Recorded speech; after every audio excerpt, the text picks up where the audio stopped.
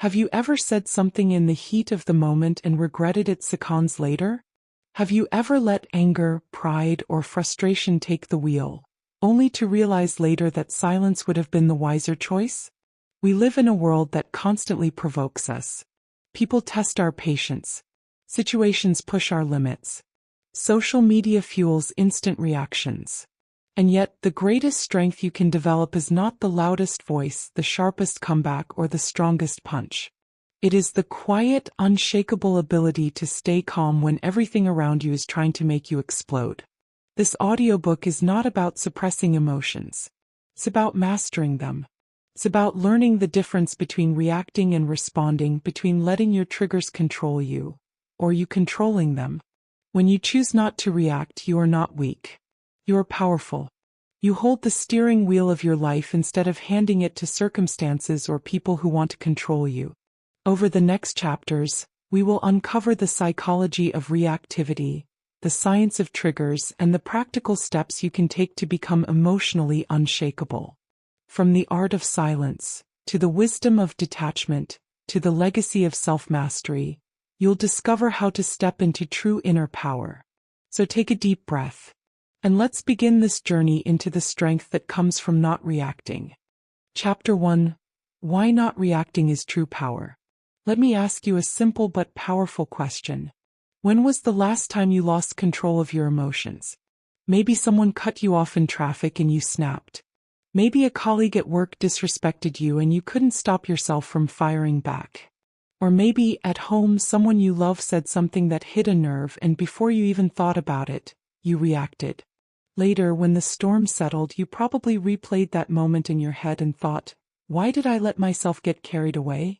You see, this is the struggle we all face as human beings.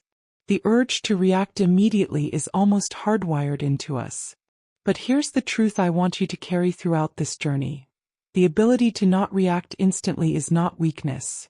It is true strength. The psychology of reactivity versus response. Let's break this down. Our brains are designed with two systems of response. The first is instinctive. It's fast, automatic, emotional. When someone provokes you, this part of the brain screams, fight back. Defend yourself. Psychologists call this the amygdala response. It's survival-driven, and in the past, it kept our ancestors alive in dangerous situations. But in today's world, most of our battles are not life or death. They're emotional, social, or professional. And this is where reacting immediately often hurts us more than it helps us. On the other hand, we have the second system of response, our prefrontal cortex, the rational thinking part of the brain. This is where wisdom lives. It doesn't rush. It pauses. It analyzes. It chooses the response that serves us best in the long run. Here's the key difference. Reacting is instant, emotional, and often regrettable. Responding is thoughtful, intentional, and powerful. The gap between reacting and responding is where your power lies. Why self-control is strength, not weakness. Society often tells us that speaking our mind immediately makes us bold, that lashing out shows strength. But ask yourself, how much strength does it really take to shout when you're angry? None. That's easy. What takes true power is keeping calm in the face of provocation. There's a famous quote by the ancient philosopher Epictetus that says, "Any person capable of angering you becomes your master. He can anger you only when you permit yourself to be disturbed." Think about that. When you react instantly, you are handing control of your emotions to someone else. But when you choose restraint, you are the one in control. A well-known world leader once demonstrated this beautifully. During a heated public debate, his opponent hurled insults at him, expecting an emotional outburst. Instead, he stayed calm, composed, and even smiled. That moment of restraint not only disarmed his opponent but earned him worldwide respect. His silence was louder than any words he could have spoken. That is strength. Imagine you are at work. A coworker criticizes your effort in front of others. Your heart races, your fists clench, and you want to fire back immediately. But instead you take a breath. You stay calm. You wait. Later, in private, you ask them to explain their point of view. You listen and then you share your perspective firmly but calmly. What happens? You avoid public embarrassment, you gain respect for handling the situation professionally, and most importantly, you leave with your self-respect intact. That's the difference between reacting and responding. One burns bridges, the other builds them. In his book Emotional Intelligence, Daniel Goleman wrote, "People who are at the mercy of impulse, who lack self-control, suffer a moral deficiency. The ability to control impulse is the base of will and character." Daniel Goleman, Emotional Intelligence, 1995. This quote reminds us that self-control is not just about managing emotions. It's the foundation of character. The person who can remain calm when everyone else is losing their head is the one others look up to, the one others trust with leadership. Let me speak to you directly. Right now, think about the last time you reacted in anger or frustration. Replay that moment in your mind. Did it help the situation or did it make things worse?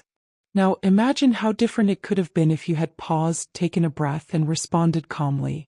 How would people have seen you? How much peace would you have preserved for yourself? This is the practice we are going to master together. Not perfection, because no one is perfect, but progress. The more you practice not reacting, the more power you gain over your life. How you can start today. Here are 3 small steps you can practice immediately. The pause technique: when you feel triggered, stop. Count slowly to 5 before saying or doing anything. That pause is your moment of power. Name the emotion. Instead of saying, "I'm furious," say, "I feel angry right now." Naming the emotion gives you distance from it. It makes it something you experience, not something that controls you. Ask yourself, will this reaction serve me tomorrow? If the answer is no, don't do it. Respond differently. Key takeaways for you. Reacting is emotional and impulsive. Responding is intentional and wise. True strength is not in loud reactions but in calm restraint. Self-control protects your dignity, relationships, and future. Every pause you take builds the muscle of emotional mastery. Remember, the strongest person in the room is not the one who shouts the loudest, but the one who remains calm when everyone else loses control. As we move forward, we'll dive deeper into what actually triggers us and how to recognize those emotional landmines before they explode. Because the first step to mastering your emotions is understanding what provokes them in the first place. So let's continue this journey, and in the next chapter, we will uncover the hidden forces behind your emotional triggers. Chapter 2: Understanding Emotional Triggers. Think about the last time you snapped at someone. Maybe it was a small comment, a dismissive tone, or even a simple delay that pushed you over the edge. What seemed small to others felt massive to you. That, right there, is the power of an emotional trigger. Triggers are those hidden buttons inside us that, when pressed, make us react almost automatically. They bypass our logic and pull out a raw, unfiltered response. One moment you're calm, the next you're raising your voice, feeling defensive, or shutting down completely. But here's the truth. Triggers are not about what the other person did. They are about what lives inside us. Spotting what provokes you. Imagine a man sitting in traffic after a long day. Someone cuts in front of him and suddenly he's pounding the steering wheel, cursing at the top of his lungs. Was the real issue the driver who cut him off? Or was it the exhaustion, stress, and bottled-up frustration that made that small act feel like an attack? Triggers are deeply personal. What bothers you may not bother someone else at all. For some people, being ignored is a trigger. For others, it's being criticized. For another, it's the feeling of being left out. Psychologists explain that triggers often come from past wounds, moments when we felt powerless, unloved, or unsafe. Over time, these unhealed experiences form patterns. And whenever something in the present resembles that pain, even faintly, our body and mind react as if the original wound is happening all over again. The science of triggers and unconscious responses. Neuroscience gives us a fascinating explanation. When you face a triggering event, your brain activates the amygdala, the part responsible for fear, anger, and survival instincts. It floods your system with adrenaline and cortisol, preparing you to fight or flee. This happens so quickly that your logical brain, the prefrontal cortex, doesn't even get a chance to weigh in. That's why you might find yourself shouting before you've had time to think, or sending a text you regret a second later. The body reacts before the mind processes. Daniel Goleman, in his groundbreaking book Emotional Intelligence, described this as an amygdala hijack. He explained that when emotions take over, rational thinking shuts down, leaving us at the mercy of our triggers. He wrote, "When the amygdala commands, the rest of the brain simply obeys." Daniel Goleman, Emotional Intelligence, 1995. This is why understanding your triggers is not just self-help fluff. It's neuroscience in action. By learning to spot and name your triggers, you give your rational brain time to step in and prevent the hijack. Consider a world leader who was once harshly criticized during a live debate. Everyone expected him to explode with anger. Instead, he paused, smiled, and calmly delivered his response. Later, he explained that growing up, he often felt belittled and would lash out. But with practice, he learned to identify that feeling of being undermined as a trigger. By naming it, he created a gap between the stimulus and his response. That gap is where self-mastery lives. Now contrast that with a celebrity known for constant public outburst. Every criticism, every insult triggers a storm of angry posts or heated interviews. The result? Damaged reputation, lost respect, and unnecessary drama. Same situation, two different outcomes, all depending on how one handles their triggers. How to spot your triggers. Notice your patterns. Ask yourself, when do I usually lose my cool? Is it during traffic? At work when I feel unappreciated? In relationships when I feel ignored? Patterns reveal your hidden buttons. Listen to your body. Triggers often show up physically before mentally. Tight chest, clenched jaw, racing heart. These are early warning signs. Trace the root. Think back. Why does this situation bother me so much? Was I criticized a lot as a child? Was I often overlooked? Understanding the root transforms the trigger from a monster into something you can manage. Name it. When you can say, "This is my rejection trigger," or "This is my disrespect trigger," you separate yourself from it. You are no longer the trigger. You are the observer. Let me talk to you directly here. If you feel easily provoked, there's nothing wrong with you. You're not broken. You're human. Every person alive has triggers. Yes, even the most disciplined leaders, the calmest monks, the most respected mentors. The difference is that they've done the work of spotting those triggers and learning how to respond instead of react.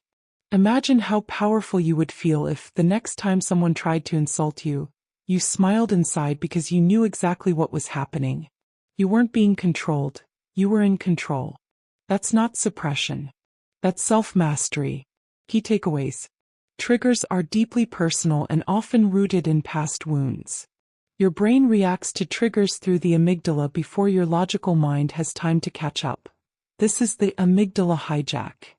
Recognizing triggers helps you regain control and create space between stimulus and response. Spot patterns, notice physical signs, trace the roots, and name your triggers. Mastery isn't about never being triggered. It's about being aware enough not to be controlled by them. As we've seen, triggers are the spark that ignites emotional explosions. If you don't understand them, they will run your life. But once you identify them, you begin to reclaim your power. Now that you know what pushes your buttons, the next step is learning how to use the pause between stimulus and response. The hidden space where freedom lives. That's exactly what we'll explore in the next chapter. Chapter 3. The gap between stimulus and response. Think about the last time someone pushed your buttons. Maybe it was an insult, a sudden setback, or even an unexpected disappointment. What happened inside you? Chances are you felt an instant urge to react, whether with words, actions, or emotions. That moment, that lightning-fast impulse, is what psychologists call the stimulus. The stimulus is what happens to you. But here's the truth most people never realize. What happens next, your response, is not automatic. Between the stimulus and your response lies a powerful gap. And inside that gap lives your freedom, your power, and your self-mastery. This isn't just theory. This was the life lesson of Viktor Frankl, an Austrian psychiatrist and Holocaust survivor, who endured unthinkable suffering in concentration camps during World War II. Despite losing his family, his freedom, and nearly everything else, Frankl wrote in his famous book Man's Search for Meaning, "Between stimulus and response there is a space. In that space is our power to choose our response. In our response lies our growth and our freedom." Viktor E. Frankl, Man's Search for Meaning. Think about that for a moment. Here was a man stripped of every comfort, facing unimaginable cruelty, yet he recognized a profound truth. No one could take away his ability to choose how he responded. His captors could control his environment, his body, even his future, but not his mind, not his inner freedom. Now let's bring this closer to our daily lives. You don't need to be in a war camp to understand this principle. Imagine being cut off in traffic. The stimulus is clear. Someone drives recklessly in front of you. The reaction could be honking aggressively, shouting in frustration, or letting anger ruin your entire day. But in that split second there's a gap, a pause where you can breathe and choose a different response. Calmness, patience, or even indifference. That tiny pause is the difference between losing control and living in control. Let's look at someone who embodied this principle on the grand stage of leadership. Someone like Nelson Mandela. After spending 27 years in prison, he had every reason to emerge bitter, resentful, and ready to retaliate. That was the stimulus, decades of injustice and pain.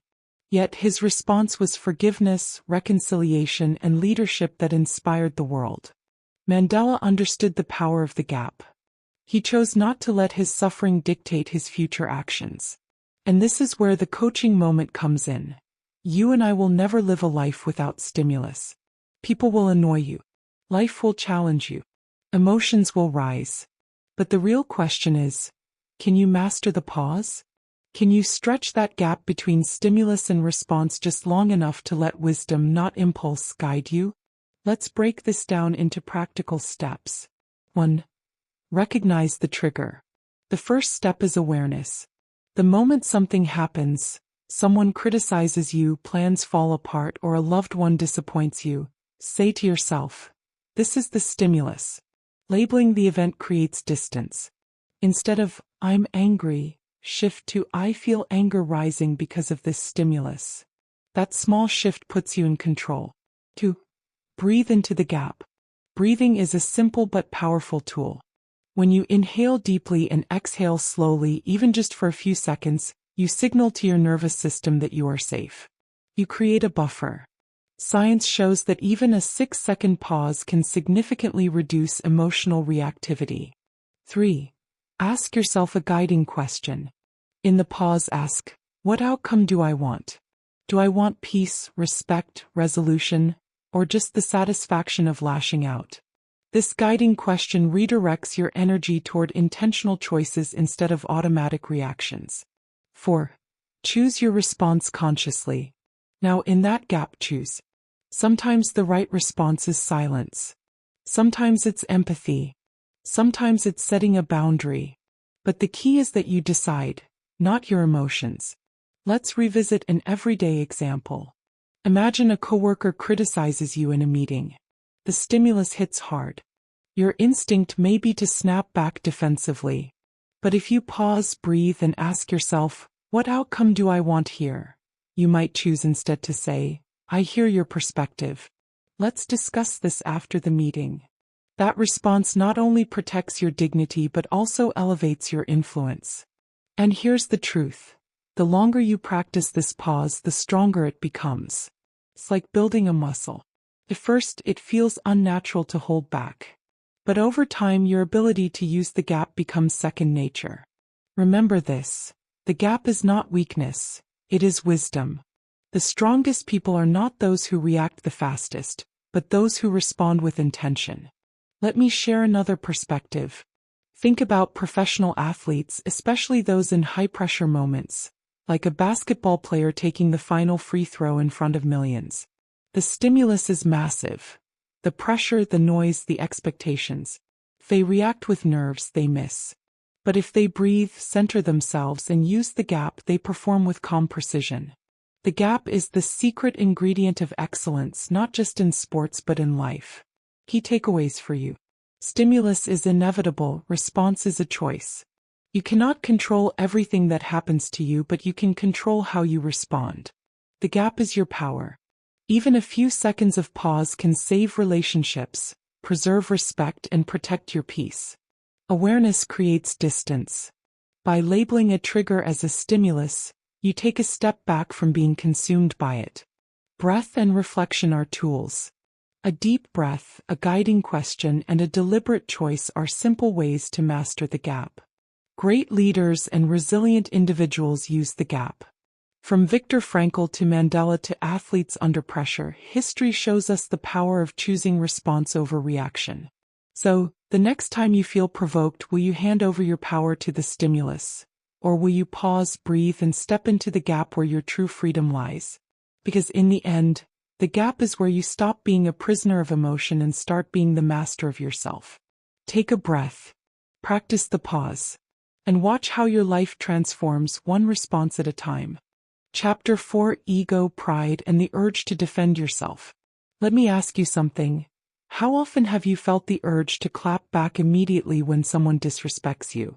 Maybe it was a colleague who questioned your intelligence in front of others. Maybe it was a family member who belittled you during an argument. Or maybe it was a stranger on the internet who insulted you just because they could. In those moments, your chest tightens, your mind races, and your ego whispers, "Don't let them get away with that. Show them who you are." And so we react. Sometimes with words, sometimes with actions, sometimes with icy silence meant to sting. And later, when the dust settles, we ask ourselves, was it worth it? The truth is, the urge to defend ourselves, especially when our pride is bruised, is deeply human. But here's where the problem lies. Ego often fuels emotional explosions, and those explosions usually do more damage to us than to the person who triggered them. Ego, the voice that demands a reaction. Ego is that inner voice that constantly says, protect your image.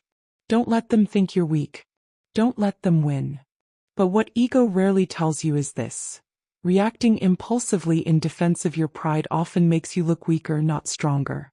Think about it. How many times have you seen someone lose their cool in public? Maybe a celebrity on stage, a leader during an interview, or even a manager in the workplace. At first, you might sympathize with them, but quickly the reaction becomes the story. Not the insult. Not the trigger.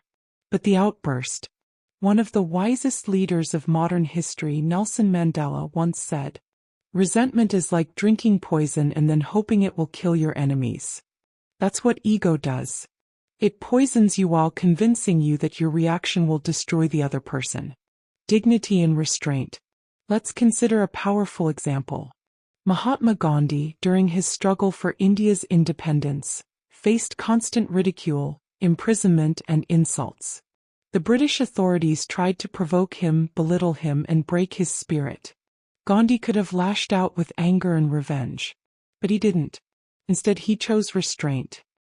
His silence and calmness in the face of insults became his weapon.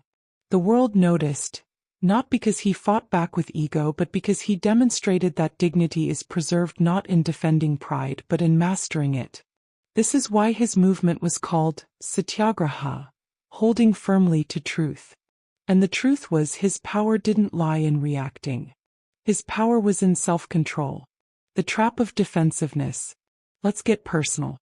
Think about the last argument you had with someone close to you. Maybe it was a partner, a sibling, or a coworker. How much of that argument was about the actual issue? And how much was about defending your pride?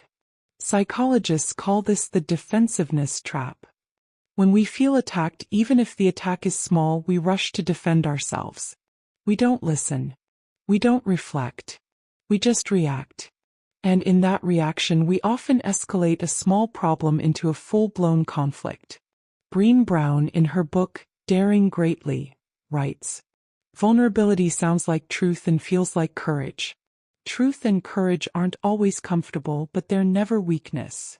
Defensiveness, driven by ego, keeps us from being vulnerable. keeps us from listening. And it keeps us from growing. Why silence is power.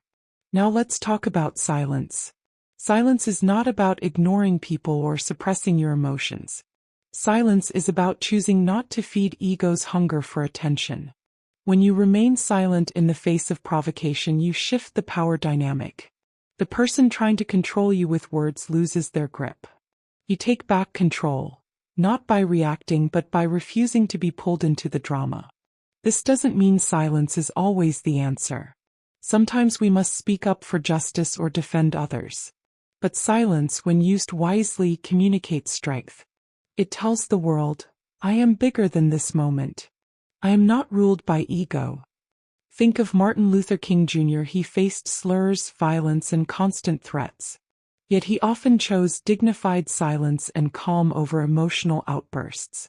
His composure gave his words more weight. People listened because he didn't waste his energy defending his pride. He invested it in advancing his mission. Practical steps to master ego. So how do we manage ego in our daily lives? Let me give you a coaching framework you can use. Pause before you react. When triggered, take 3 deep breaths. Create a small gap between the insult and your response. This pause is where your power lies. Ask, is this worth my energy? Most conflicts are not worth the emotional price you'll pay. If it won't matter in 5 days or 5 years, it's not worth exploding over. Shift the focus. Instead of thinking, how dare they say that to me? Think, what does my reaction say about me? Choose silence strategically. Silence isn't weakness. It's strategy. Sometimes silence speaks louder than any comeback ever could. Redefine strength. True strength isn't in proving others wrong. True strength is in proving to yourself that you control your emotions, not the other way around. Key takeaways. Ego whispers that you must defend yourself, but often silence and restraint protect your dignity far more. Overreacting makes the reaction the story, not the insult itself. Great leaders like Gandhi, Mandela, and Martin Luther King Jr. showed that dignity grows in calmness, not in ego-driven explosions. Resisting the urge to defend pride saves relationships, preserves your energy, and strengthens your character. Remember, silence is not emptiness, it is strategy. Your ego will always want the last word. It will always want to win the argument. But ask yourself, do you want to win small battles of pride, or do you want to win the larger war of self-mastery? As the Stoic philosopher Marcus Aurelius once wrote in Meditations, you have power over your mind, not outside events. Realize this and you will find strength. The next time someone tries to provoke you, remember this. Walking away, staying silent, or simply smiling is not weakness. It is the highest form of power. Now that we've explored how ego and pride can hijack our emotions, in the next chapter we'll look at something equally important. How overreacting not only damages your relationships but also your own peace of mind. Let's dive into the cost of overreacting. Chapter 5. The cost of overreacting. Picture this. You're in the middle of a heated argument. Words are flying. Your heart is pounding. And before you can stop yourself, you say something sharp, something cruel. For a few seconds it feels good. You feel powerful. But later, you regret it. You wish you could pull those words back into your mouth, but they've already cut deep. The damage is done. This is the hidden cost of overreacting. It feels like release in the moment, but it comes with interest that you'll keep paying later. Relationships fracture. Opportunities slip away. Your self-respect slowly erodes. The truth is, overreacting doesn't just make us look bad in the eyes of others. It chips away at who we are inside. And if you think about your own life, you'll find moments where your reaction cost you more than the actual problem itself. Relationships lost through poor control. Let's begin with relationships. Have you ever noticed how fragile trust can be? It can take years to build, and yet one moment of anger can destroy it. I once coached someone who shared a painful story. After a long day at work, he came home to a messy house. Instead of calmly addressing it, he exploded at his partner, shouting words that he later admitted weren't even true. His partner didn't leave that night, but something inside them broke. The warmth, the sense of safety, they never fully returned. Months later, the relationship ended not because of the mess in the house, but because of how he reacted to it. That's the thing about overreacting. It rarely matches the size of the actual problem. But to the person on the receiving end, it feels like an earthquake. Think of friendships too. How many lifelong friends have stopped talking not because of betrayal, but because one person said something hurtful in anger and the other never forgot it? Overreactions slam doors that sometimes can't be reopened. Careers destroyed by one outburst. Now let's move into careers and workplaces. The professional world has very little tolerance for emotional outbursts. One wrong reaction can undo years of hard work. History gives us many examples of leaders and public figures who fell from grace because they couldn't control their tempers. Their words, caught on camera or quoted in the press, followed them for life. But on the other hand, think of leaders like Nelson Mandela. After spending 27 years in prison, he emerged without bitterness. He had every reason to explode with anger, to retaliate, but he didn't. His restraint gave him not just political authority but moral authority. His calm composure became his greatest power. Contrast that with the business executive who lashes out in a meeting. They may feel in control in that moment, but behind closed doors, colleagues begin whispering. Trust erodes.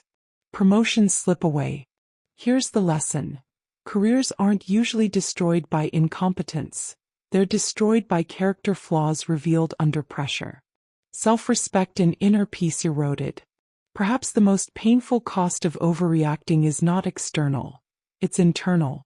It's how you feel about yourself afterward. Think about the last time you lost your temper. Yes, you may have silenced the other person. You may have won the argument. But did you really feel good about yourself afterward? Or did you feel small, guilty, maybe even ashamed? The Greek philosopher Epictetus once said in the Enchiridion, "Any person capable of angering you becomes your master. He can anger you only when you permit yourself to be disturbed by him. When you overreact, you hand over your power. You give someone else the ability to control your state of mind. And afterward, you're left with the bitter taste of regret, realizing you betrayed your own values in the heat of the moment." This erosion of self-respect is subtle but dangerous. The more often we overreact, the more we begin to see ourselves as someone who just can't control it. And that belief becomes a self-fulfilling prophecy. The domino effect of overreaction. Another hidden cost is the domino effect. Overreacting once often leads to more overreactions. Imagine someone cuts you off in traffic. You explode shouting inside your car. By the time you get to work, you're already on edge. A coworker makes a harmless joke, you snap.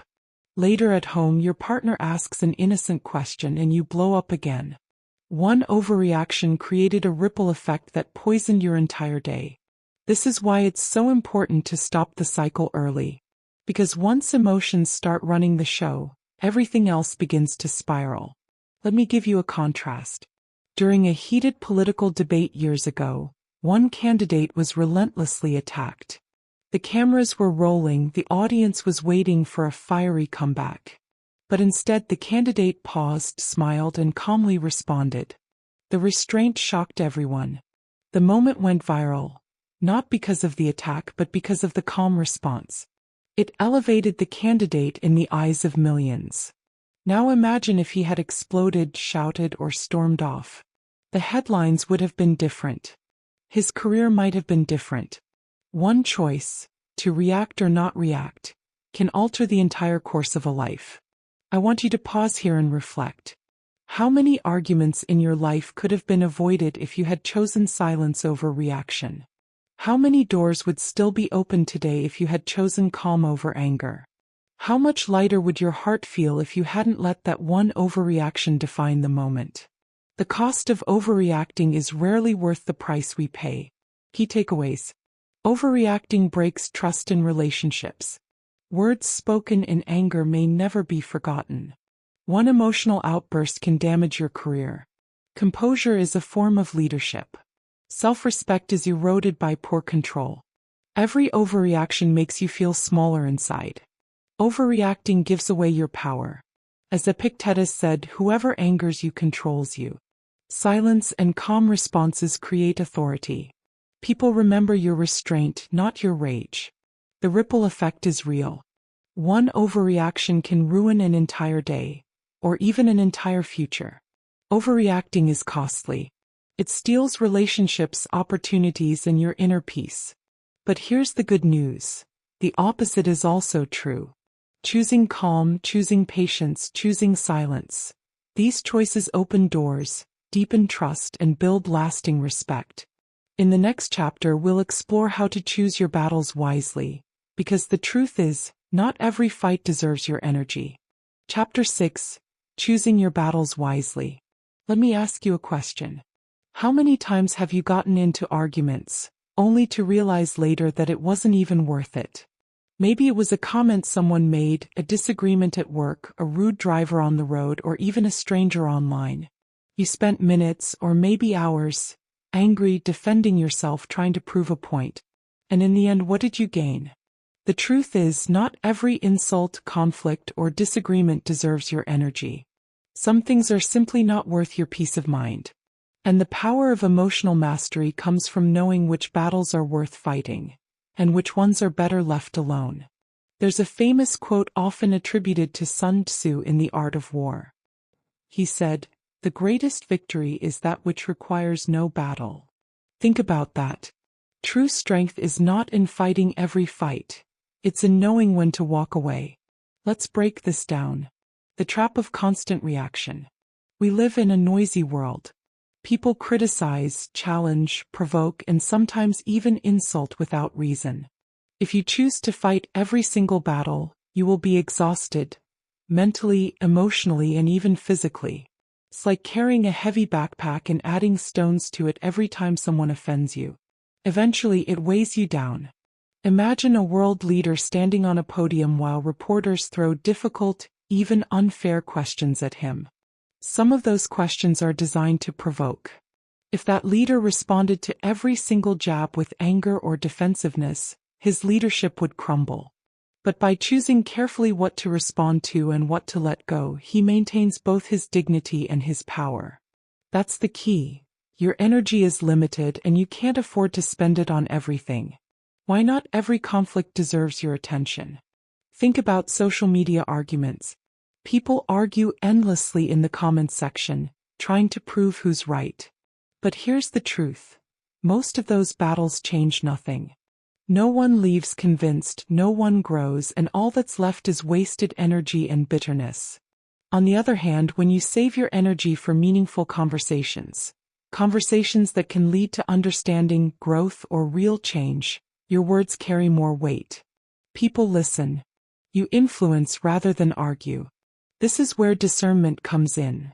The ability to look at a situation and ask yourself, is this worth my energy? Will it matter tomorrow, next week, or even next year? Let me share a story.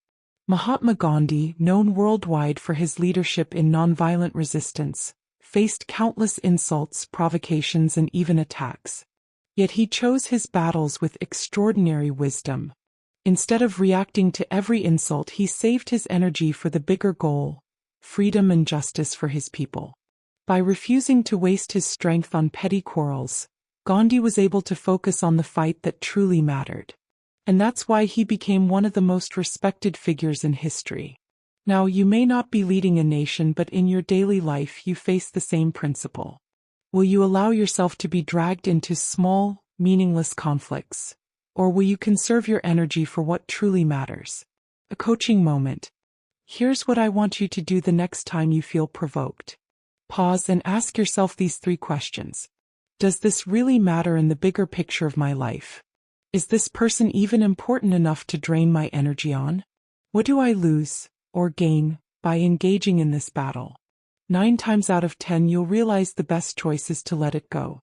Silence can be more powerful than 1,000 arguments. The emotional cost of fighting every battle. When you fight every battle, you become reactive, not proactive. Your emotions are like a puppet controlled by others. Anyone who wants to control you just needs to push the right button. But when you choose your battles wisely, you reclaim control. You send a message that your peace is not cheap, your energy is not for sale, and your time is too valuable to waste on nonsense. Let's look at Nelson Mandela. After spending 27 years in prison, he could have come out bitter, angry, ready to fight every enemy who wronged him. Instead, Mandela chose his battles carefully.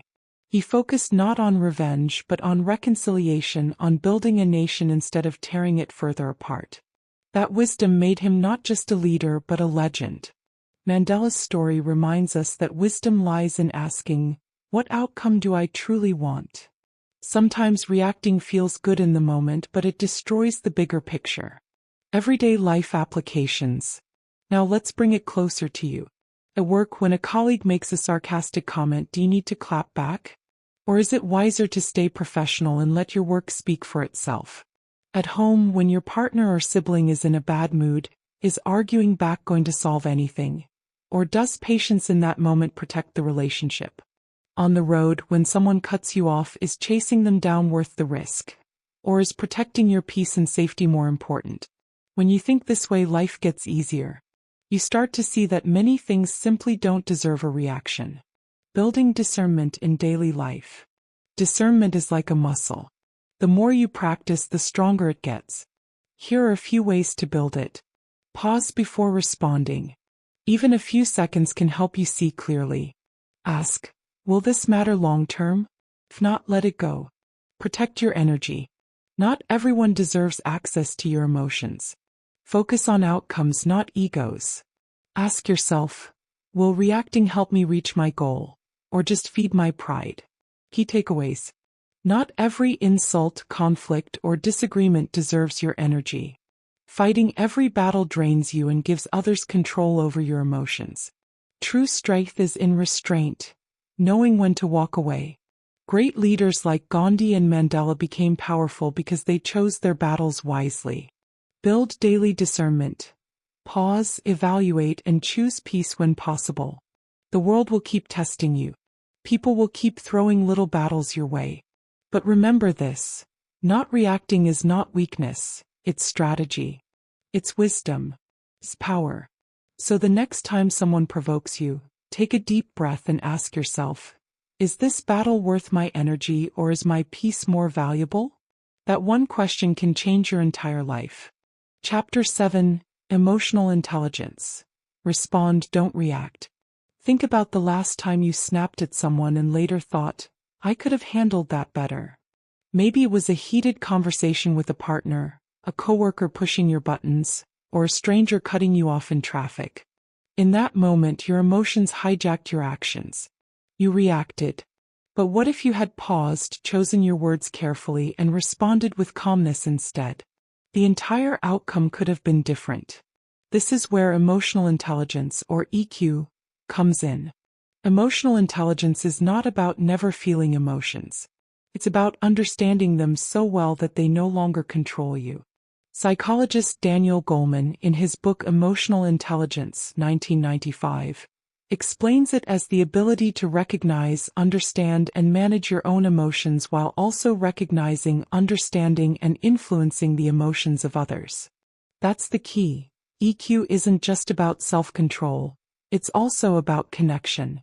When you master EQ, you move from reacting to responding. And that single shift can change everything in your relationships, your career, and your personal peace. Breaking down EQ skills. There are 4 main pillars of emotional intelligence. Think of them like the 4 legs of a strong table. Miss one and the table wobbles. 1. Self-awareness. This is the ability to notice what you're feeling in real time. When your heart races, when your jaw clenches, when your voice rises, self-awareness is catching it before it spills out. Without awareness, you can't manage what you don't see. 2. Self-management. This is where the magic happens. Self-management is the pause between stimulus and response. It's taking a breath, calming yourself, and deciding how to respond wisely rather than impulsively. 3. Social awareness. This is empathy, the ability to read the emotions of others, to sense the energy in a room, to notice not just what people say but how they feel. Empathy helps you connect deeply without judgment. 4. Relationship management. Finally, EQ is about how you use all the above skills to build stronger, healthier connections. It's communicating with clarity, resolving conflict peacefully, and inspiring trust instead of fear. When you put all four together, you become someone people want to follow, trust, and confide in. Let me give you a powerful example. During a tense press conference years ago, a world leader faced an aggressive journalist who kept interrupting with hostile questions. Most people in that situation would have snapped or stormed out. Instead, the leader paused, smiled, and calmly said, "I see you are passionate about this issue. Let me answer step by step." That single response shifted the atmosphere in the room. The journalist lowered his tone, the audience respected the leader more, and the discussion continued without chaos. That is emotional intelligence in action. Not reacting defensively but responding with calm awareness and empathy. How empathy and awareness change everything. Imagine a manager who constantly barks orders. Their team obeys but they don't respect them. Contrast that with a leader who notices when their team is stressed, acknowledges their efforts, and communicates with encouragement. The second leader may give the exact same instructions, but because they respond with empathy instead of reacting with frustration, the team works harder, feels valued, and remains loyal. The same applies in families, friendships, and even daily interactions. A parent who yells at a child for spilling milk creates fear. A parent who says calmly, "Accidents happen, let's clean it together," creates trust and teaches responsibility. It's not about the event. It's about the emotional intelligence behind the response. As Stephen R. Covey writes in The 7 Habits of Highly Effective People, between stimulus and response there is a space. In that space is our power to choose our response. In our response lies our growth and our freedom. That space Covey talks about is where emotional intelligence lives. The more you practice awareness, empathy, and self-control, the wider that space becomes. And the wider it gets, the more power you have over your life. How to respond, not react. Let's make this personal. Here are 3 steps you can start practicing today. Step 1. Pause and label the emotion. When you feel triggered, don't push it away. Acknowledge it. Say to yourself, "I'm feeling angry," or "I'm feeling disrespected." Naming the emotion takes away some of its control over you. Step 2. Breathe before you speak. Literally take a slow breath. Count to 3. This small pause is the difference between blurting out something destructive and responding with clarity. Step 3. Ask, what outcome do I want? Do you want to win the argument or do you want peace? Do you want to punish the other person or do you want understanding? Asking this simple question guides your response. Personal reflection exercise. Think about the last argument you had. Replay it in your mind. Now imagine if you had paused, noticed your emotions, and chosen to respond calmly instead of reacting. How would that situation have ended differently? When you practice this reflection regularly, your brain rewires itself. You become less impulsive, more intentional, and far more respected by others. Key takeaways for you. Emotional intelligence is the skill of noticing, managing, and using emotions wisely. EQ has 4 pillars: self-awareness, self-management, social awareness, and relationship management. Responding instead of reacting builds respect, trust, and stronger relationships. Empathy is not weakness. It's a superpower that allows you to connect with others on a deeper level. The pause between stimulus and response is where your freedom and power live. Mastering emotional intelligence won't happen overnight. But every time you pause before reacting, every time you choose empathy over ego, you are building an unshakable foundation. And when you do, you'll find yourself calmer, wiser, and more respected than ever before. In the next chapter, we'll dive into the art of detachment, how to stay calm without becoming cold, and how to care deeply without letting emotions consume you. Chapter 8. The Art of Detachment.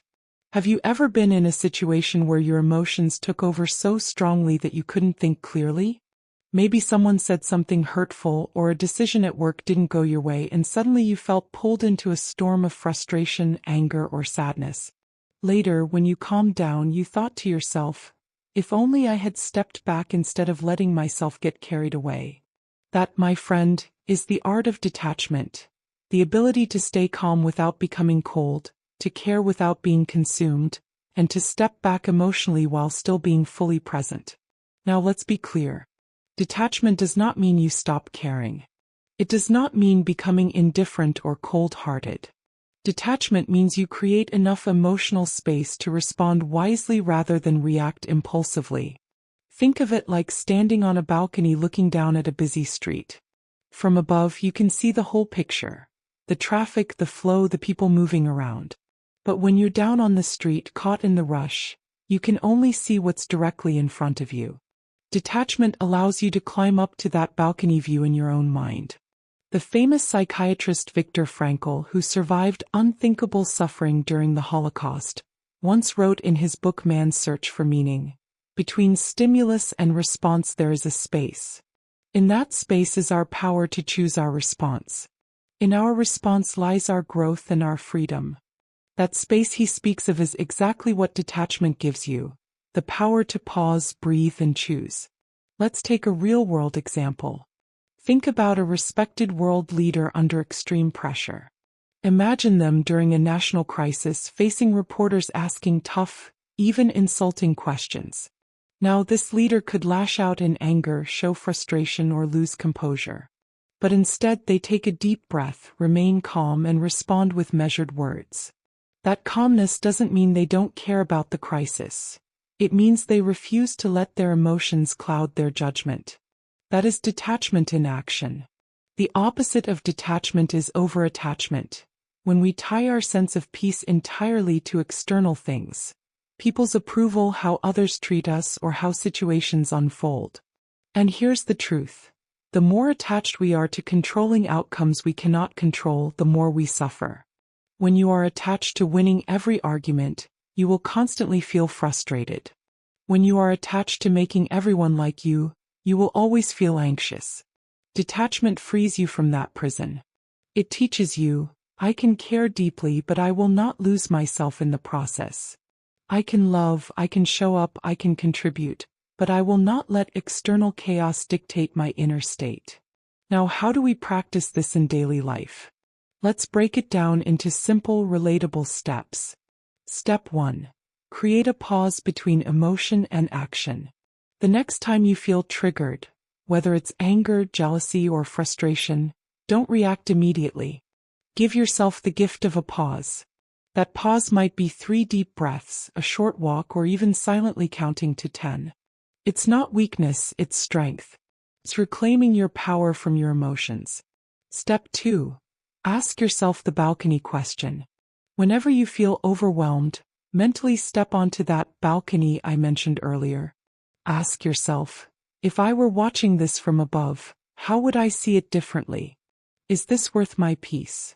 That perspective shift alone can save you from making impulsive choices you regret. Step 3. Separate who you are from what happens to you. Detachment means remembering. You are not your job title, you are not someone's opinion of you, you are not even your mistakes. Who you are is deeper.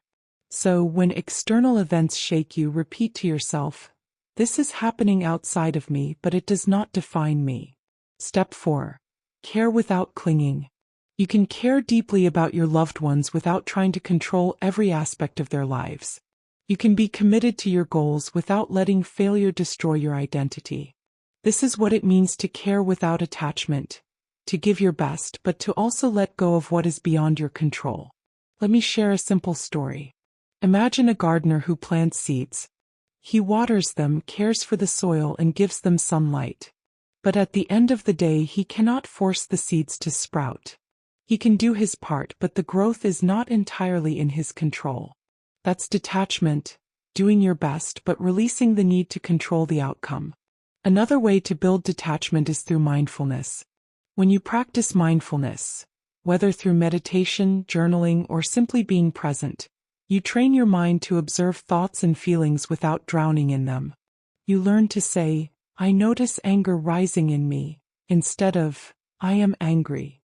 That tiny shift creates distance, and that distance is detachment. Here's something powerful to remember. Detachment actually makes your relationships stronger. Why? Because when you are not emotionally entangled in trying to control another person, you can love them more freely.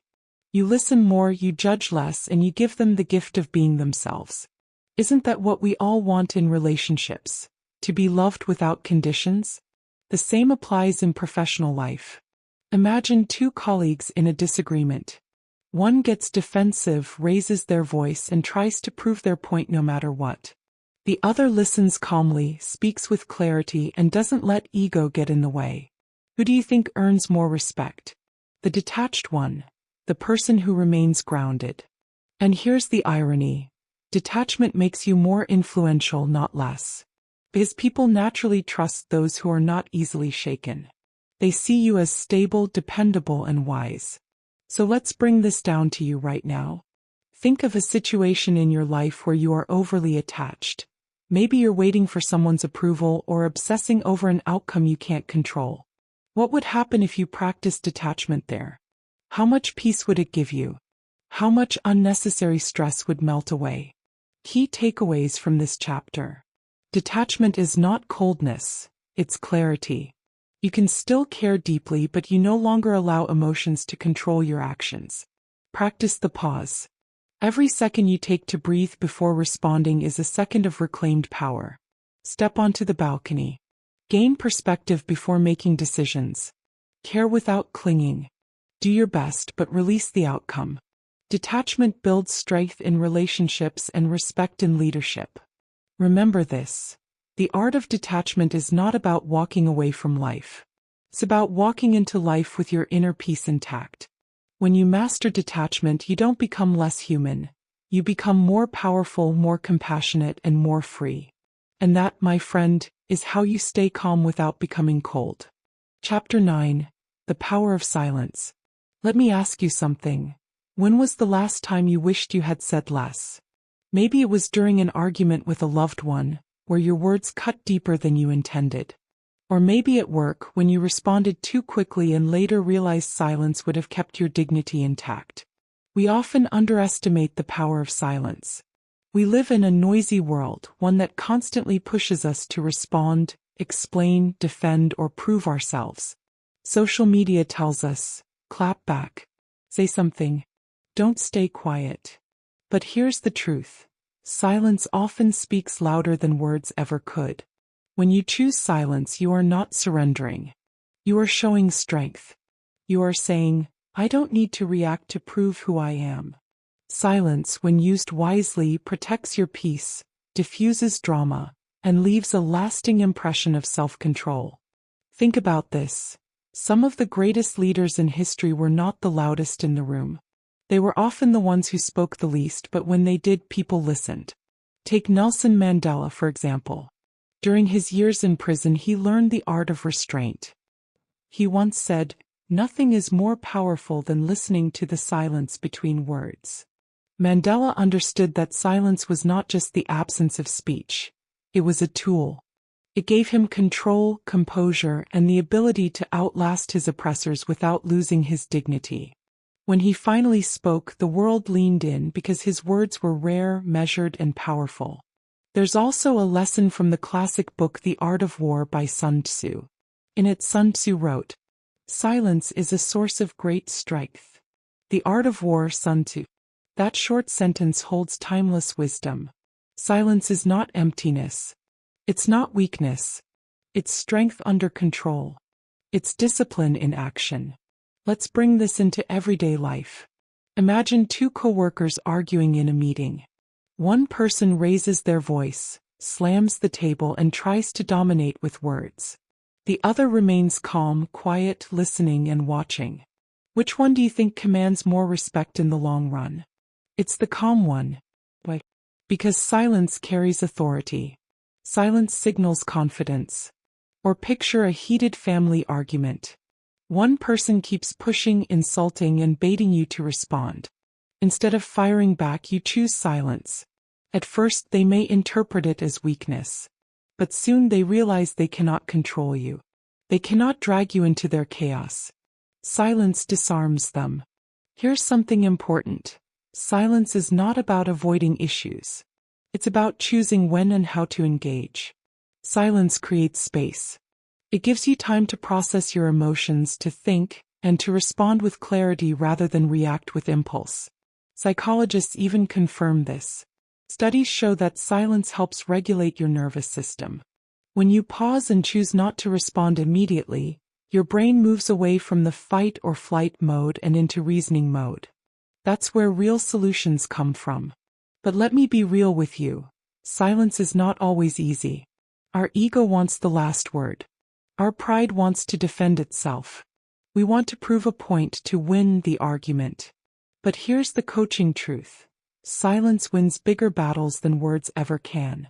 When you stay silent in a heated moment, you are telling your ego, sit down. I'm in control. That is emotional mastery. Let's go deeper. There are 3 powerful ways silence can transform your life. 1. Silence as a shield. When someone tries to provoke you, silence shields you from their negativity. It stops you from giving away your energy to people who don't deserve it. 2. Silence as a weapon. Not every weapon is loud. Silence can be the sharpest response because it forces the other person to deal with themselves. Your lack of reaction puts the spotlight back on their behavior. 3. Silence as wisdom. Silence allows you to observe, to understand, and to respond only when necessary. It helps you see what's really happening beyond the noise of emotions. Let me share a story of a young man who once asked his mentor, "How do I win every argument?" The mentor smiled and said, "By not engaging in every argument." The young man was confused. "But won't people think I'm weak if I stay silent?" The mentor replied, "Let them think what they want. The one who controls his tongue controls his future." That is the hidden secret of silence. It's not about how others see you. It's about how you see yourself. Do you see yourself as someone easily provoked? Or as someone steady, calm, and in charge of their emotions? Now, I know what you might be thinking. But what if staying silent makes me look passive? Here's the key. Silence is powerful only when it is intentional. Passive silence comes from fear or avoidance. Powerful silence comes from choice. It says, "I am aware of this situation, but I will not waste my energy on it." Silence does not mean you never speak. It means you speak less but with more impact. And when you do, people listen. Key takeaways. Silence is not weakness. It is controlled strength. Saying nothing in a heated moment often speaks louder than any words. Silence diffuses drama and protects your peace.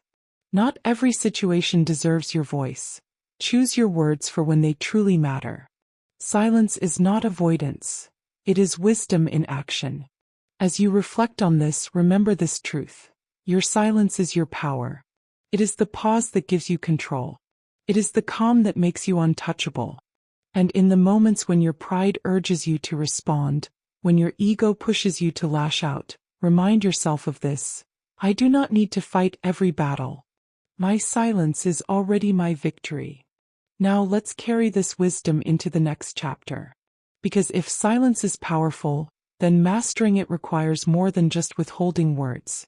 It requires building boundaries that protect your peace. And that's exactly what we'll explore next. Chapter 10: Mindfulness and Emotional Mastery. Pause for a moment. Take a slow, deep breath and hold it, and gently release it. Do you notice how just one conscious breath creates a little space inside you? A tiny pocket of calm? That is the beginning of mindfulness. And it is one of the most powerful tools for mastering your emotions. In this chapter, we will explore how mindfulness, being fully present, helps weaken emotional storms. You'll learn how something as simple as breathing can anchor you in moments of chaos. And you'll see why some of the world's most respected leaders and thinkers leaned on this practice to maintain composure, clarity, and strength. The storm inside. When emotions rise, they often feel like storms. Think of anger.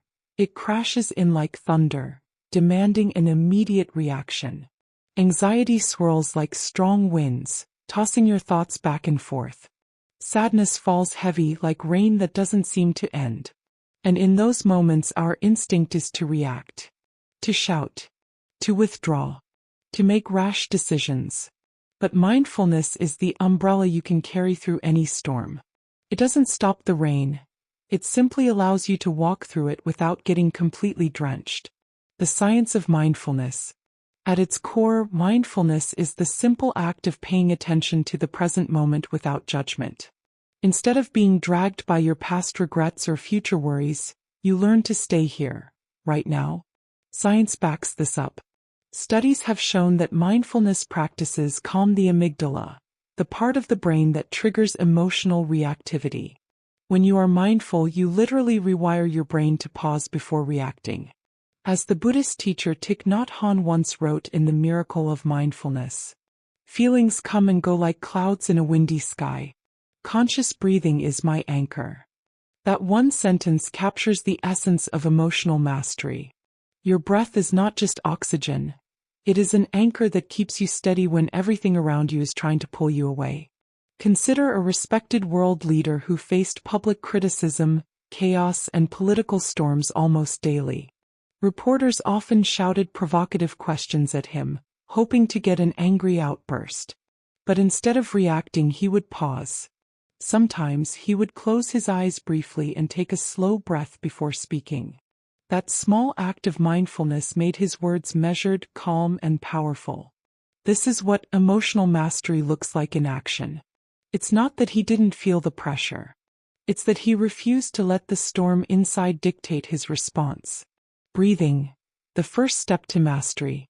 Now let's talk about simple breathing practices you can use anytime, anywhere. The 4-7-8 breath. Inhale for 4 seconds. Hold for 7 seconds. Exhale for 8 seconds.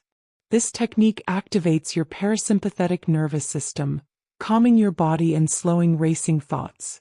Box breathing used by elite athletes and even soldiers. Inhale for 4 seconds. Hold for 4 seconds. Exhale for 4 seconds. Hold again for 4 seconds. Picture a box, steady, balanced, equal. This is perfect when you feel overwhelmed and need grounding. Mindful observation. Take a slow breath and notice one detail around you. The texture of a wall, the color of the sky, the sound in the room. Bring your focus back to the present moment. This reminds you, I am here, not in the storm of my thoughts. You don't need a meditation cushion or a quiet room. You just need your breath, your awareness, and the willingness to pause. How being present weakens emotional storms. Think about the last time you were caught in anger.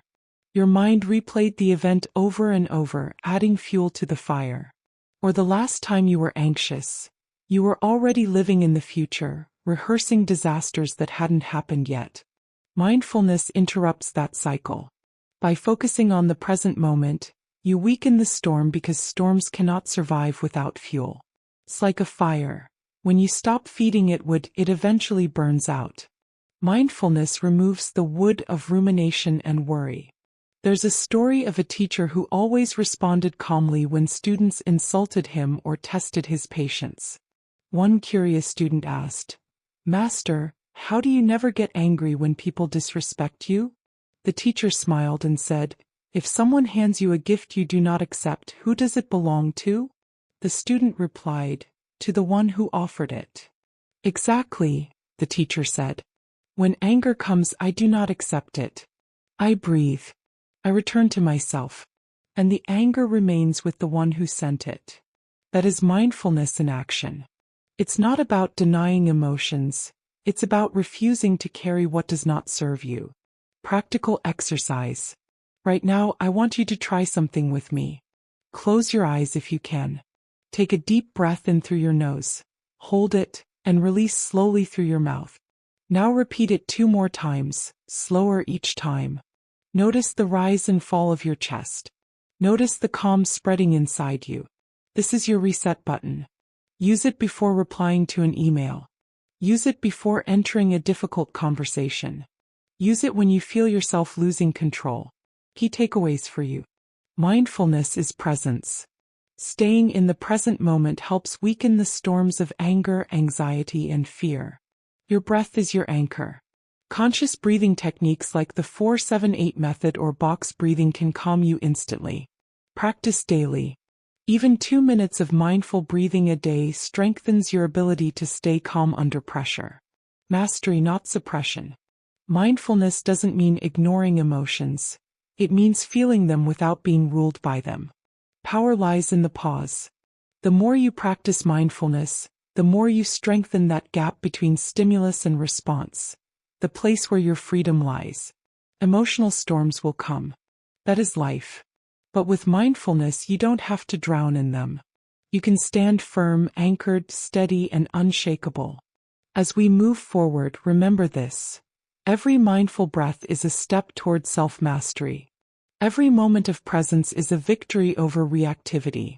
In the next chapter, we'll explore another powerful emotion, anger, and how patience and inner strength can turn one of the most destructive forces into one of your greatest teachers. Chapter 11, Anger, Patience, and Inner Strength. Think about the last time you felt angry. Maybe someone cut you off while you were driving. Maybe a loved one said something that cut deep. Maybe at work, your efforts went unnoticed while someone else got the credit. In that moment, your chest tightens, your heart races, your voice wants to rise, and your body is begging you to strike back. That's anger. But here's the truth many people miss. Anger is never the first emotion. Anger is a mask. Behind it hides something deeper: pain, fear, disappointment, or even helplessness. The psychologist Harriet Lerner once said in her book The Dance of Anger, 1985, "Anger is a signal and one worth listening to." That's the key. Anger is not the enemy. It's a messenger. And if you learn to listen to it instead of letting it control you, you'll discover patience, resilience, and an unshakable kind of inner strength. Understanding anger as a mask for pain. When someone shouts in traffic, they're not just mad about the car in front of them. Maybe they're late for an important meeting, or maybe they're already carrying stress from home. The car was just the trigger. The deeper issue is something else. When a child throws a tantrum, they're not angry for no reason. Often they're tired, scared, or just need attention. Adults are no different. Our anger almost always hides a softer, more vulnerable truth: hurt. For example, think of someone who gets angry when their ideas are ignored at work. The real emotion isn't pure anger. It's the pain of feeling invisible, undervalued, or disrespected. Anger is simply how that pain shows itself. One world leader once shared that when he was unfairly criticized during negotiations, he would write down his feelings before responding. He realized that behind his anger was the fear of being misunderstood. By identifying that hidden fear, he was able to respond calmly and still with authority, instead of letting rage dictate his words. Key insight: if you pause long enough to ask yourself, what pain is my anger hiding right now? You will discover the real root cause. And once you name it, anger loses its grip. Practical ways to turn anger into calm authority. So, how do we take this fire inside us and shape it into strength instead of destruction? Let's break it down into practical steps. 1. The pause technique. When anger strikes, your nervous system screams, "React now." That's when you need to pause. Even if it's just 5 seconds, take a breath. That pause creates space for wisdom. Remember Viktor Frankl's timeless lesson: between stimulus and response there is a space. In that space is our power to choose our response. When you pause, you reclaim your power. 2. Name the emotion underneath. Ask yourself, what am I really feeling? Is it rejection? Is it disrespect? Is it disappointment? Once you name the real emotion, your brain shifts from reaction to reflection. For example, instead of "I'm furious," you might realize, "I feel unappreciated." Now you can address the true issue calmly. 3. Use patience as power. Patience isn't weakness. Patience is strength under control. Think of a calm river. It looks still, but it carries immense power. A historical example: Nelson Mandela. After spending 27 years in prison, he emerged without bitterness, without rage, and with the patience to lead his country into unity. He had every reason to be consumed by anger, but he chose calm authority. That is true strength. 4. Channel anger into action. Anger can either burn everything around you, or fuel progress. Ask, how can I use this energy constructively? Instead of shouting in an argument, write down your thoughts and share them later with clarity. Instead of lashing out at unfair treatment, channel the energy into improving your skills, proving your value, or working toward change. Many groundbreaking social movements were born from anger, but led with patience and strategy. That's the difference between destruction and transformation. 5. Practice the power of silence. Sometimes the greatest show of authority is not what you say, but what you don't say. Silence can disarm insults. It can frustrate manipulators. It can stop escalation before it starts. The next time someone tries to provoke you, instead of shouting back, try silence. Hold your ground. Keep your composure. You'll be amazed at the respect that follows. 6. Train your body to calm the mind. Anger is not just mental, it's physical. Your heartbeat rises, muscles tense, and adrenaline pumps. That's why breathing techniques are so powerful. Take 3 deep breaths, slow and steady. Imagine inhaling calm, exhaling tension. Science shows this physically reduces the intensity of anger. Simple, yes, but powerful. Imagine a workplace scenario. You present your idea in a meeting. Your boss brushes you off rudely. Anger rises, you want to argue. But instead you pause. You breathe. You realize the true feeling, hurt and disrespect. So instead of snapping back, you wait. Later, in private, you calmly say, I felt my contribution was dismissed earlier, and I'd like to share my thoughts more fully. That's calm authority. You didn't suppress your anger. You transformed it into patience and then into strength.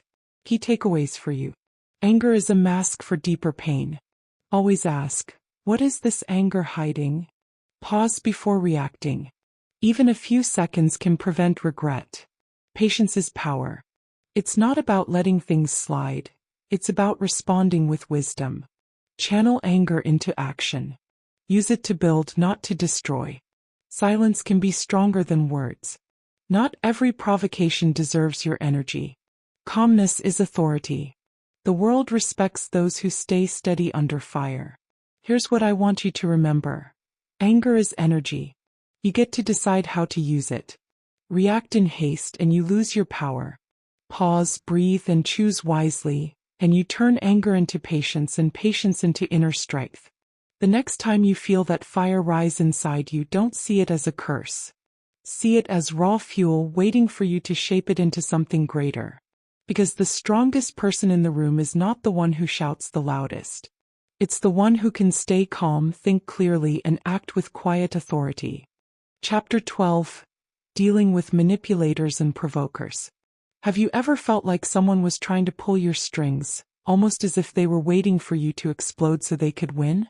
Maybe it was at work, maybe in your family, or maybe even in traffic. Some people thrive on provoking others. They bait you, push your buttons, and then sit back to watch the reaction. The truth is, manipulators and provokers only win when you play their game.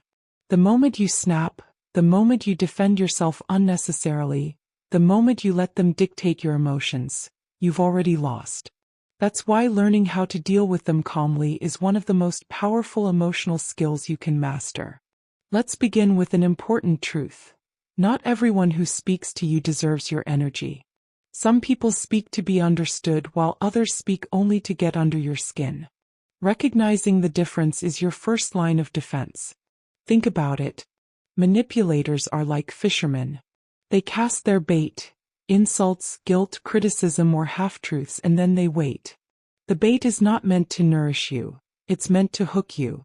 And once you bite, they reel you in. For example, you might have someone at work who always slips a sarcastic comment during meetings. Their goal isn't to give feedback, it's to embarrass you or make you defensive in front of others. If you fire back, you look emotional. If you stay calm, they lose their power. World leaders have faced this countless times. Consider Nelson Mandela. During interviews and negotiations, he often faced hostile, baiting questions. He could have reacted with anger, but instead he remained calm and firm. His poise under provocation made him even more respected. His silence and measured responses spoke louder than an outburst ever could. There's a timeless quote from the book The Art of War by Sun Tzu. The supreme art of war is to subdue the enemy without fighting. Manipulators want you to fight because that's how they control the game. But when you remain calm, when you refuse to give them the emotional reaction they crave, you subdue them without lifting a finger. Now let's get practical. How do you stay grounded when someone is deliberately trying to provoke you? Step 1. Recognize the bait. The first key is awareness. You must pause and ask yourself, is this person trying to make me react? If the answer is yes, step back. Awareness already puts you ahead because instead of reacting, you're choosing consciously. Step 2. Control your breathing. It may sound simple, but breathing is a powerful anchor. When your emotions start to rise, take a deep breath in and out. This sends a signal to your brain that you are safe, calm, and in control. Step 3. Respond, don't react. If you must say something, choose words that are calm and measured. For example, if someone says, "You always fail at this," instead of reacting with anger, you can say, "That's your opinion. Let's focus on the task." You redirect without giving away your peace. Step 4. Use silence. Sometimes the best response is no response. Silence frustrates manipulators because it denies them the drama they crave. If they can't get a reaction, they eventually move on. Let's make this more relatable with an everyday example. Imagine you're driving and someone cuts you off aggressively. Your instinct might be to honk, yell, or even chase them. But what does that do? It ruins your peace and may even put you in danger. The other driver doesn't care. They already moved on. By staying calm, you protect yourself and your emotional energy. Now think about family dynamics. Maybe you have that one relative who always knows how to push your buttons. They might criticize your choices or compare you unfairly. If you take the bait, you'll end up in a heated argument that goes nowhere. But if you calmly say, "I hear you," and then change the subject, you take away their power. Here's something I want you to remember. Provokers don't create your anger. They only expose it. That means the work is not just about shutting them out, but also about mastering your inner world. Marcus Aurelius, the great Roman emperor and Stoic philosopher, once said, "You have power over your mind, not outside events. Realize this and you will find strength." Meditations. This wisdom is timeless. You cannot control other people's words, but you can control your mind, your breath, your peace. Now let's bring this home with a coaching perspective. Imagine you're sitting across from me in a coaching session. I'd ask you, who in your life currently pushes your buttons? Think about that person. Could be a colleague, a family member, or even a stranger you see often. Now ask yourself, what bait do they use? Is it sarcasm? Is it guilt? Is it anger? Once you identify the bait, you already weaken its power. Because next time they try, you'll see it clearly and say to yourself, I know what this is. I won't give it power. Key takeaways. Recognize the bait. Manipulators thrive on emotional reactions. If you don't bite, they starve. Stay grounded. Use breathing, silence, or calm words to hold your center. Respond, don't react. Choose intentional responses instead of emotional explosions. Remember your power. As Marcus Aurelius said, you control your mind, not them. Peace is strength. Walking away or staying calm is not weakness, it's mastery. In the end, manipulators and provokers only win when you hand them the keys to your emotions. But you have a choice. You can pause, breathe, and remain calm. You can choose silence over shouting, dignity over drama, peace over provocation. This is the power of not reacting. And the more you practice it, the more untouchable you become. So next time someone tries to bait you, smile inwardly and remember, you don't have to play their game. Your peace is more valuable than their provocation. Chapter 13, Building Emotional Boundaries. Let me start with a question. Have you ever said yes, when deep inside, everything in you was screaming no?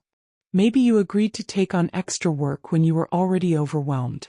Or perhaps you said yes to a family obligation you didn't have the energy for.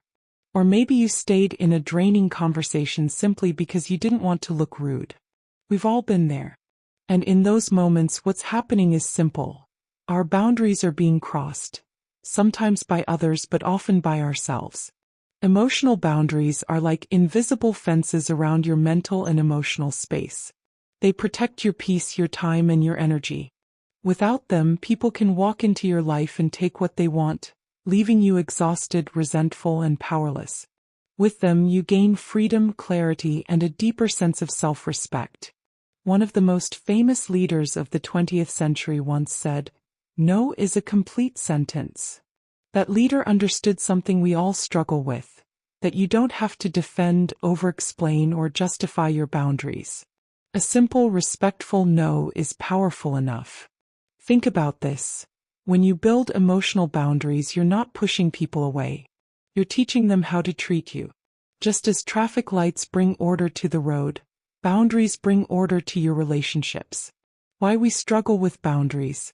Most people struggle to say no because of guilt. We fear disappointing others. We fear being judged as selfish, cold, or unhelpful. Society often tells us that being agreeable makes us good. But here's the truth. Always saying yes doesn't make you good. It makes you burnt out. Brené Brown, in her book, Daring Greatly, writes, "Daring to set boundaries is about having the courage to love ourselves, even when we risk disappointing others." Brown, 2012. That's powerful. Loving yourself enough to protect your peace is not selfish. It's necessary. If you don't set boundaries, your emotions will. Think about the times you exploded in anger at someone you love. That explosion didn't happen overnight. It happened because you allowed too many small violations of your boundaries until your patience snapped. Boundaries prevent that buildup. Let's look at a well-known figure, Nelson Mandela. During his leadership, Mandela was constantly under pressure from both allies and opponents. Yet he had clear emotional boundaries. He listened deeply to people but never allowed their anger, hatred, or urgency to dictate his own emotional state. He knew when to engage and when to step back. His ability to remain calm and steady in the face of extreme provocation wasn't just political. It was personal. Mandela understood that without boundaries, he could easily have been consumed by bitterness. In your own life, the scale may be smaller, but the principle is the same. You may not be leading a nation, but you are leading your own life. And that requires boundaries. The power of saying no without guilt. Let's practice this together. Imagine someone asks you for a favor that you don't have the time or energy to give. Your instinct may be to explain yourself, to prove that your no is valid.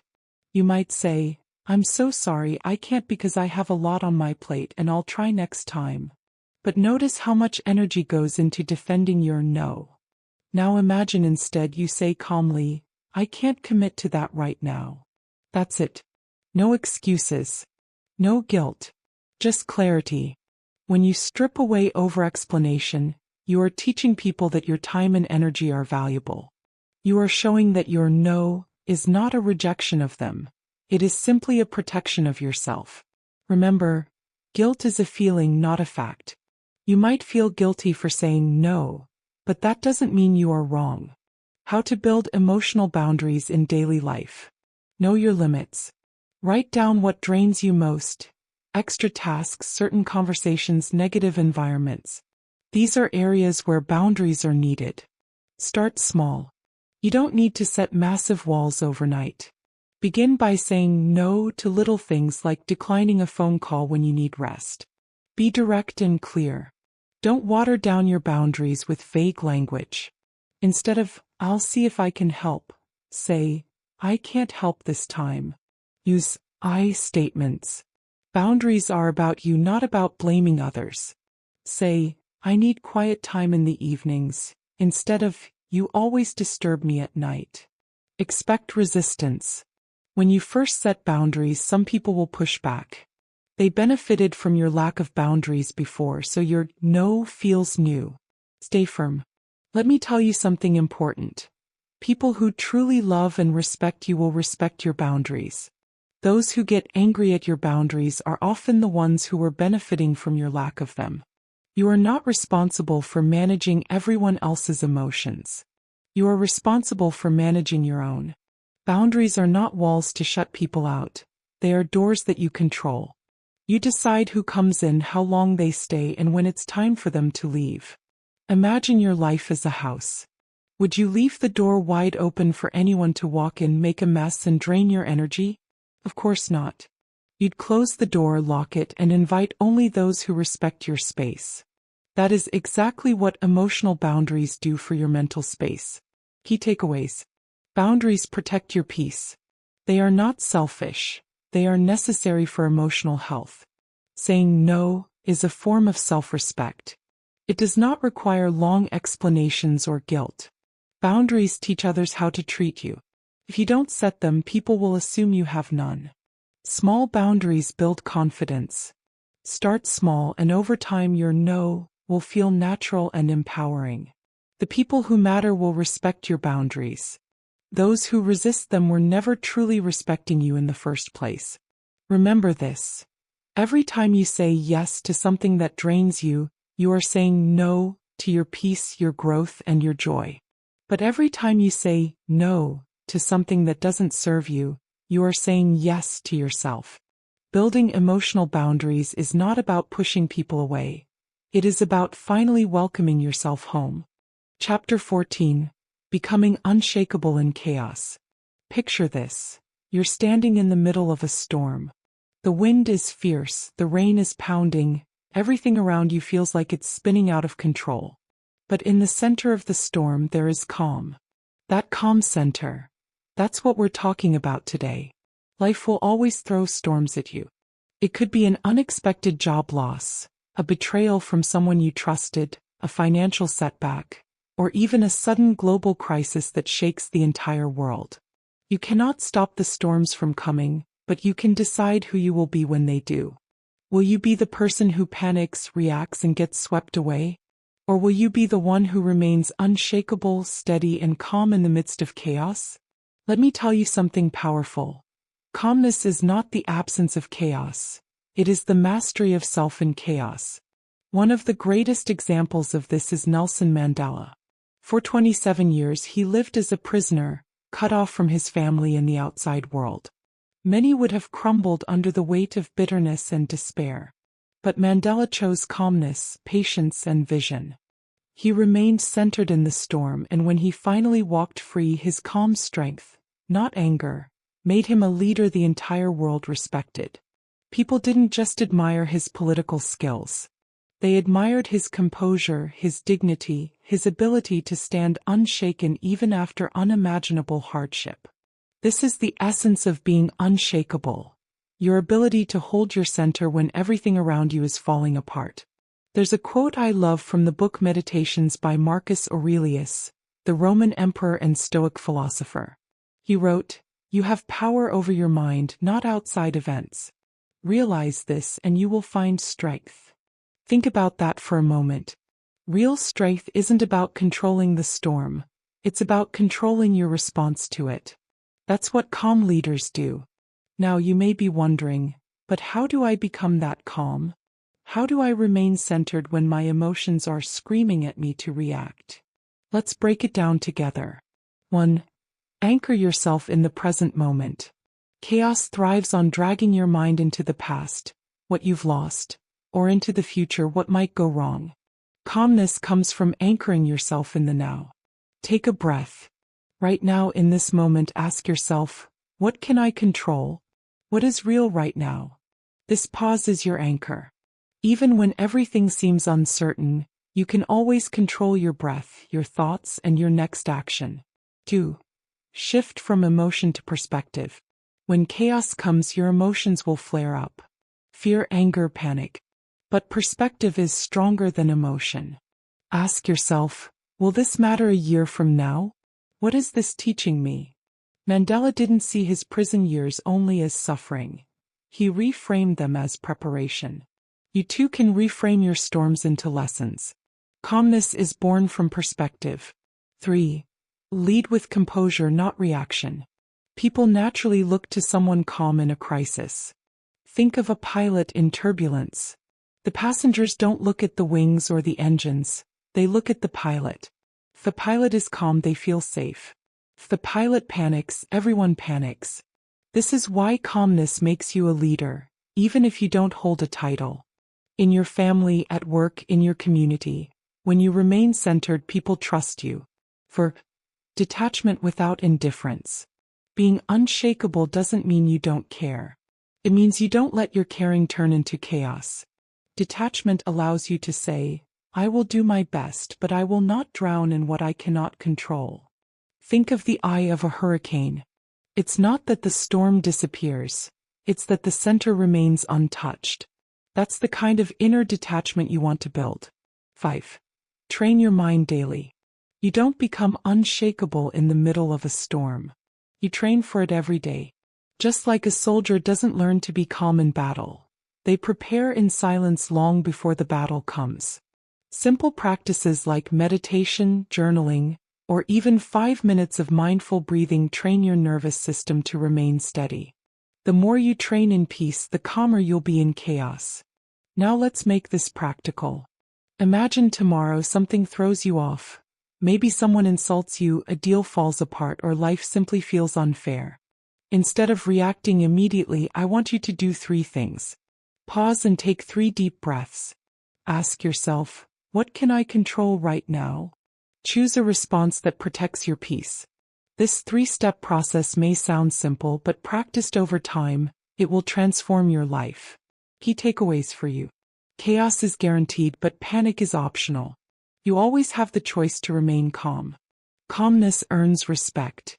People follow those who are steady in storms. Perspective beats emotion. Step back and see the bigger picture. Train daily. Small practices build inner strength for big challenges. Your calm is contagious. By being unshakable, you give others permission to be steady too. So let me leave you with this thought. When the storm comes, and it will, don't waste your energy trying to calm the storm. Instead, learn to calm yourself. Because once you are calm, the storm loses its power over you. And that is the secret of becoming unshakable in chaos. As we step into our final chapter, we'll see how mastering your emotions doesn't just change your present. It leaves a legacy of self-mastery that people will remember long after you're gone. Chapter 15. The Legacy of Self-Mastery. Imagine for a moment the kind of person who walks into a room and instantly commands respect, without saying a word. Not because they're the loudest, not because they're the most aggressive, but because their calmness radiates authority. This is the legacy of self-mastery. Emotional control is not just about keeping peace in your day-to-day life. It's about the impression you leave behind, the mark of strength, dignity, and influence that outlives the moment. Self-mastery is like a shadow that follows you everywhere. People may forget the words you said in anger, but they will never forget how your restraint made them feel. They will remember the calm presence you maintained when others lost their composure. Let's break this down. Why emotional control leaves a lasting impression. Think about the leaders, mentors, or role models you admire most. Chances are it's not because they were reactive, hot-tempered, or easily provoked. Instead, you probably remember them for their patience, their ability to listen, their wisdom in responding rather than reacting. Take the example of Nelson Mandela. After being imprisoned for 27 years, he emerged without bitterness or hatred. Instead, he chose reconciliation and peace, even with those who had oppressed him. That choice of calm over revenge not only changed the course of a nation but left a lasting impression on the world. Mandela's self-mastery was not weakness, it was power. When you choose emotional control, you are silently teaching people how to treat you. You are also showing them what strength really looks like. The legacy you leave behind is not the heated words spoken in anger, but the dignity of restraint, the calm that inspires trust, and the steadiness that makes others look up to you. Living as someone who chooses peace. Let's be honest. Choosing peace isn't always easy. We live in a world where everyone is quick to judge, quick to clap back, and quick to defend their pride. But true power lies in knowing when not to engage. There's a famous line from the book Meditations by Marcus Aurelius, the great Stoic philosopher and Roman emperor. You have power over your mind, not outside events. Realize this and you will find strength. Meditations, Book 12. What Marcus Aurelius was teaching even centuries ago is that peace begins with mastery over your own emotions. You can't control how others behave. You can't stop people from insulting you, lying about you, or misunderstanding you. But you can control how you respond. And when you consistently choose peace, you not only protect your own mental health, you inspire others to rise to that level. Consider this. When someone loses their temper at you and you remain calm, who looks stronger in that moment? It's not the person shouting. It's the one who refuses to be pulled into chaos. That is the quiet, unshakable power of peace. Think about a workplace scenario. Two colleagues are arguing during a meeting. One raises their voice, throwing accusations. The other, instead of shouting back, stays composed. They wait, they listen, and then they calmly state their point without hostility. Who do you think the rest of the room respects more? Not the one who exploded, but the one who kept control. This is not just about the workplace. In families, friendships, and even online interactions, people remember the calm person. That calmness leaves behind a legacy that says, "This is someone I can trust, someone I can respect, someone I can follow." The ripple effect of self-mastery. Self-mastery doesn't just affect you. It ripples outward. When you choose not to react, you de-escalate tension. You model emotional intelligence for others. You create safer spaces for dialogue. A parent who chooses patience instead of anger teaches their child emotional resilience. A leader who remains calm in crisis gives their team confidence. A friend who listens instead of lashing out strengthens the bond of trust.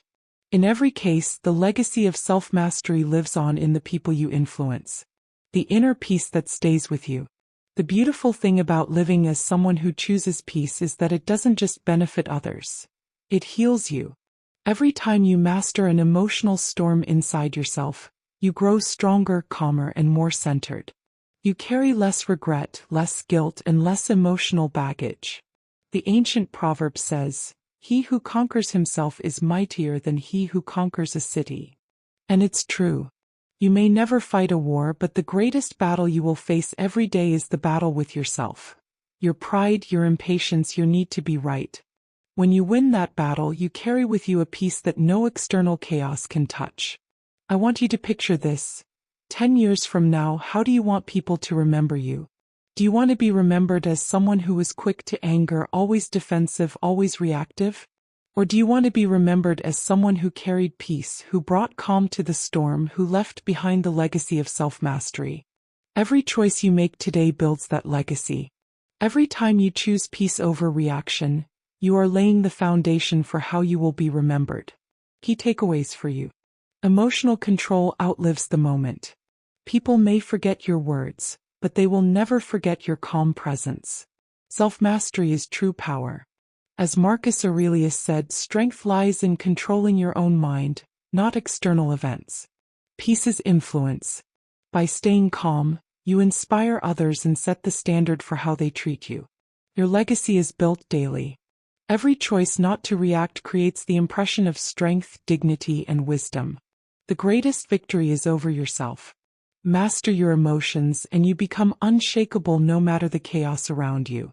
The legacy of self-mastery is not about perfection. It's about progress. It's about choosing again and again to rise above the urge to react. And with every choice, you leave behind something bigger than yourself. You leave behind peace, respect, and dignity that outlasts anger and pride. As we conclude this journey together, remember this. True power is not found in controlling others but in controlling yourself. When you live as someone who chooses peace over reaction, you become the kind of person who inspires others long after you've left the room. And that, my friend, is the ultimate legacy. Mastering your emotions is not a destination, it's a practice. Everyday life will hand you opportunities to choose, to react in anger or to respond with wisdom, to let your triggers control you or to rise above them. What we've uncovered together is simple but profound. The strongest person in the room is not the one who shouts the loudest, but the one who remains calm. The most respected leader is not the one who reacts to every challenge, but the one who chooses peace. And the richest legacy is not built on pride or outbursts, but on self-mastery. As Viktor Frankl once reminded us, between stimulus and response there is a space. In that space is our power to choose our response. In our response lies our growth and our freedom. Carry that with you. Protect that space. Live in that wisdom. Because the legacy you leave is shaped not by the storms around you, but by the calm you cultivate within. Thank you for joining me on this journey. May you walk forward with strength, with peace, and with the unshakable power of not reacting.